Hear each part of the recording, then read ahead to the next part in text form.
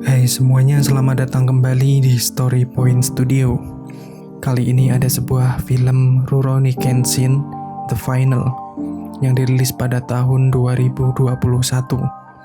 Disutradarai oleh Keiichi Otomo dan penulis Nobuhiro Watsuki. Diambil dari serial anime Jepang yang terkenal yaitu Samurai X.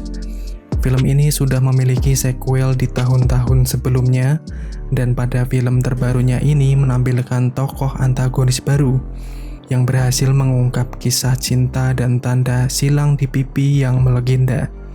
Lalu siapa sebenarnya sosok yang mengetahui masa lalu Kenshin ini? Langsung saja kita masuk ke ceritanya. Cerita dimulai di sebuah stasiun Yokohama pada tahun 1879. Suasana begitu ramai lalu lalang orang yang turun dan ingin naik kereta. Saito dan anak buahnya dari kepolisian sedang melakukan tugas dan patroli di stasiun. Dikabarkan jika ada seorang penjual senjata dari Shanghai yang ada di sana. Dengan ciri khasnya sebagai seorang samurai di kepolisian yang selalu merokok dimanapun. Di dalam kereta, ia menemukan seseorang yang mencurigakan. Pria ini bernama Enishi.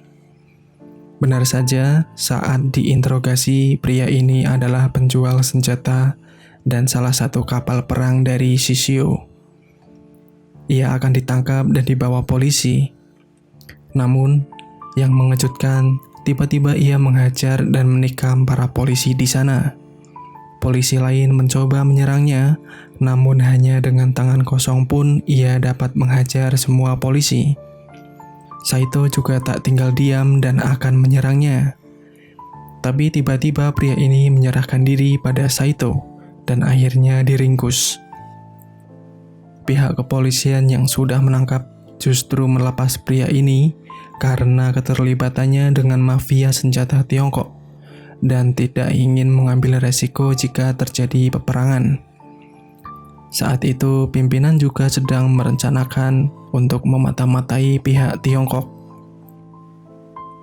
Di sebuah camp pelatihan kepolisian, Kenshin bertemu dengan pelatih bernama Maekawa dan pimpinan kepolisian Murakawa. Mereka menyinggung tentang peperangan di luar Jepang dan klaim wilayah dengan Tiongkok. Kenshin, Kaoru, Sano, dan rekan-rekan lain sedang makan malam di sebuah kedai rumah makan, tanpa mereka sadari jika akan ada serangan di kota mereka. Enishi dan anak buahnya akan menembakkan meriam. Selesai makan dan dalam perjalanan, Kenshin dan rekannya dikejutkan oleh suara tembakan yang sangat keras. Tembakan itu mengenai rumah makan tempat mereka sebelumnya. Suasana menjadi ramai dan polisi langsung bergegas ke lokasi dan asal tembakan dari sebuah bukit. Kenshin dan Sano yang ikut ke sana menemukan sebuah pesan, yaitu penghakiman manusia. Saito yang baru datang ke lokasi mengatakan kepada Kenshin jika ada keterlibatan orang Jepang yang jadi mafia senjata di Tiongkok yang melakukannya. Di dalam rumah, Kenshin dan rekannya dikejutkan ada seseorang yang terluka parah dan mengatakan ada pembantaian di camp pelatihan Maekawa. Saat itu ia dan Sano menuju ke sana. Sano dan polisi ke camp pelatihan, sementara Kenshin menuju tempat pimpinan kepolisian. Anak buah Enishi menghabisi semua polisi di sana.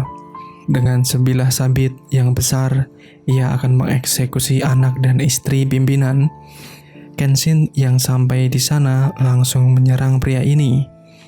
Ia terkejut karena melihat luka silang di pipi Kenshin dan mengetahui jika ia berhadapan dengan Batosai. Mereka bertarung di sana.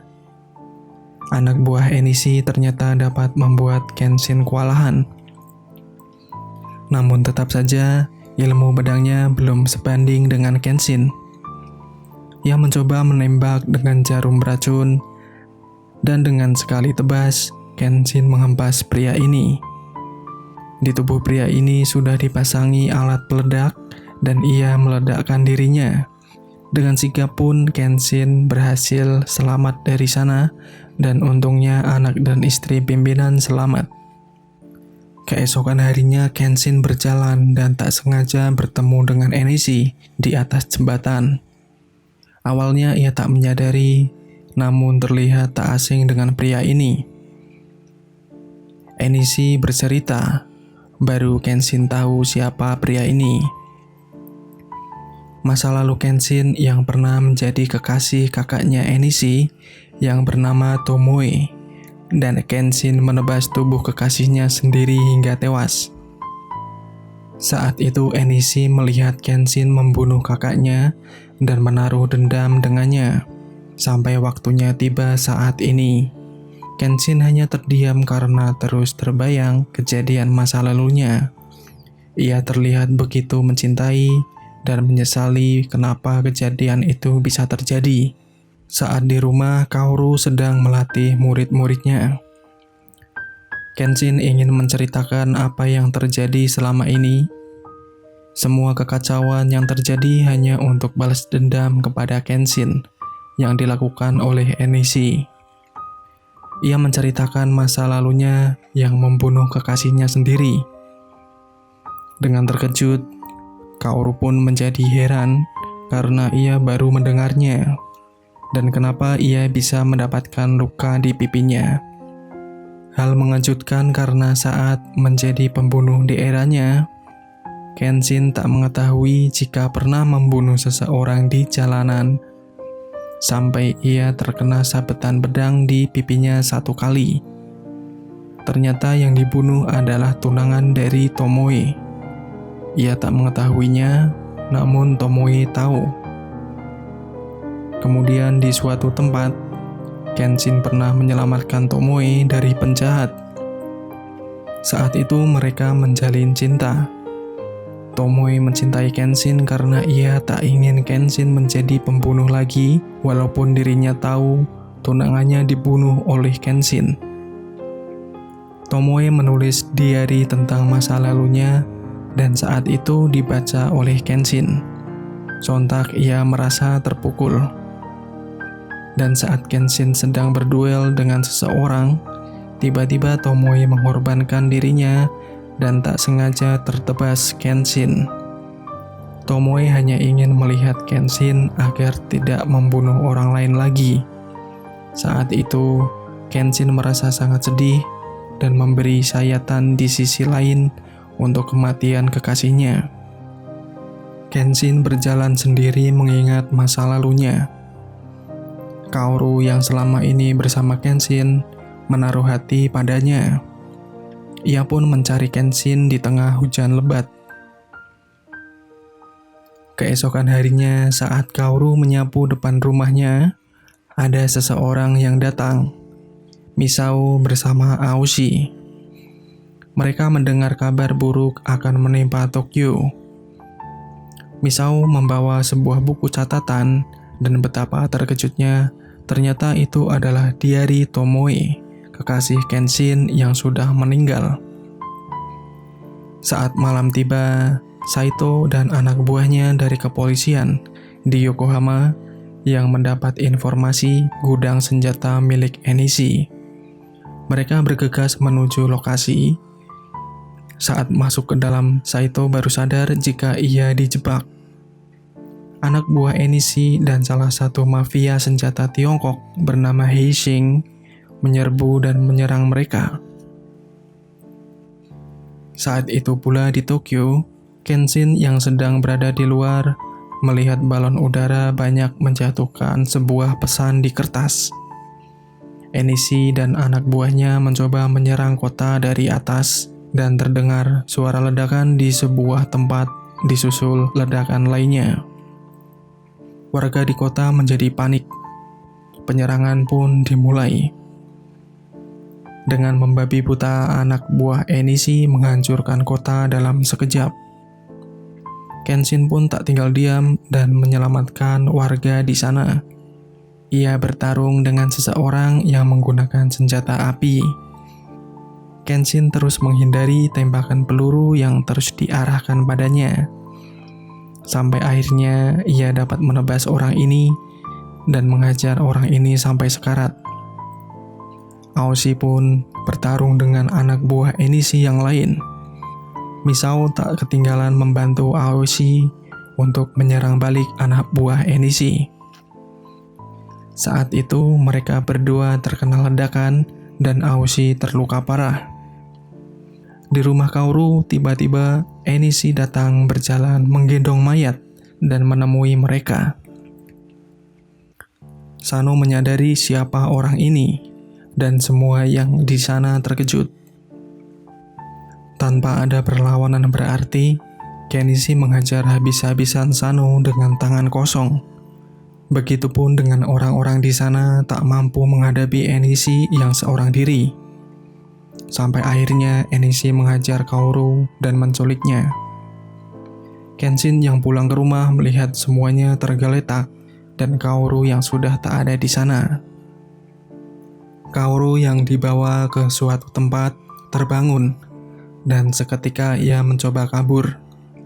Ia terus berlari sampai di tepi jurang. Saat itu pula Enishi mendatanginya. Keesokan harinya, Kenshin terus terlihat murung dengan tatapan yang kosong. Ia ingin Yahiko menjaga rumah dan pergi sendiri ingin menyelamatkan Kaoru. Kenshin sampai di markas Enishi. Ia sudah dihadang oleh banyak pasukan dan anak buah Enishi. Kenshin tak merasa takut sama sekali dengan banyaknya pasukan yang menyerangnya. Dengan teknik pedang yang luar biasa, Kenshin dapat menghadapi dan menumbangkan mereka. Ia sedikit kewalahan saat anak buah Enishi yang lain ikut menyerang. Tiba-tiba dari atas, Misao turun dan membantu Kenshin. Tak hanya itu, ia juga membawa rekan dan bala bantuan kepolisian untuk menyerang markas Enishi. Mereka membantu Kenshin untuk masuk ke dalam.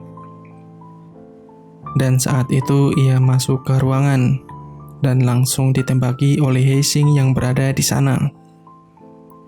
Dengan lihai, Kenshin langsung menebas pistol Heising. Salah seorang bawahan Heising, Seta Sojiro, yang pernah melawan Kenshin sebelumnya muncul. Namun dalam hal ini justru Seta mengkhianati Heising dan membantu Kenshin. Sontak Heising marah besar dan menyuruh untuk membunuh mereka berdua. Seta dan Kenshin pun bertarung dengan anak buah Heising bersama dan menghabisi mereka semua. Saat itu Seta menyuruh Kenshin pergi dan menemui Enishi. Sementara itu Saito dan Misao berhasil mengalahkan anak buah Enishi. Enishi sudah menunggu kedatangan Kenshin dan ingin segera membalaskan dendam kakaknya. Ia pun mengambil pedang dan mereka berdua bertarung. Kenshin merasa jika bertarung dengan adik iparnya sendiri tak seharusnya ia lakukan. Terlihat Enishi yang penuh dendam bertarung habis-habisan dengan Kenshin. Dan beberapa kali Kenshin terkena sabetan pedang Enishi. Dengan teknik bertarung yang luar biasa, saat itu Kenshin berhasil mematahkan pedang milik Enishi dan ia mengambil pedang lain. Kenshin terus dipojokkan dan dihajar. Terlihat Kenshin yang merasa tak berniat melakukan pertarungan itu dan terus bertahan. Beberapa kali ia terpojok dan terlihat terluka parah. Enishi menyuruh Kenshin untuk berdiri. Kenshin mengatakan jika ia terus mencari jawaban untuk menebus semua perbuatan di masa lalunya. Namun ia masih tak tahu cara menebusnya. Ia pun bangkit dan memberi serangan balik pada Enishi. Keadaan mulai berbalik dan Kenshin berhasil memojokkannya. Hingga dengan sekali tebasan, ia menghempaskan Enishi. Dengan sisa tenaganya, ia mencoba menyerang lagi. Namun Kenshin sengaja tak menghentikan serangan Enishi. Kenshin tersungkur. Ia meminta maaf pada Enishi atas semuanya. Tiba-tiba Heising datang dan menembak Kenshin. Kaoru datang dan mencoba menghalaunya. Saat akan ditembak, justru Enishi melindungi Kaoru dan tertembak. Ia pun mencekik dan menghajar Heising. Akhirnya Enishi ditangkap dan dijebloskan ke penjara. Di sana ia mendapatkan kiriman, sebuah buku catatan yang tidak lain adalah milik kakaknya. Ia pun menangis membaca semua catatan kakaknya. Kenshin dan Kaoru berdoa untuk Tomoe. Dan mereka pun berjalan pulang bersama dan bergandengan. Film pun berakhir. Dari film ini kita bisa melihat masa lalu yang begitu kelam dari seseorang. Namun orang itu berusaha mencari jawaban untuk merubah ke arah yang lebih baik. Karakter seorang samurai yang diadaptasi dari anime Jepang ini bisa menjadi sebuah inspirasi yang baik bagi penontonnya. Jika kalian memiliki pendapat lain bisa ditulis di kolom komentar. Jangan lupa untuk like dan subscribe jika kalian menyukai konten ini. Dan sampai jumpa di konten berikutnya.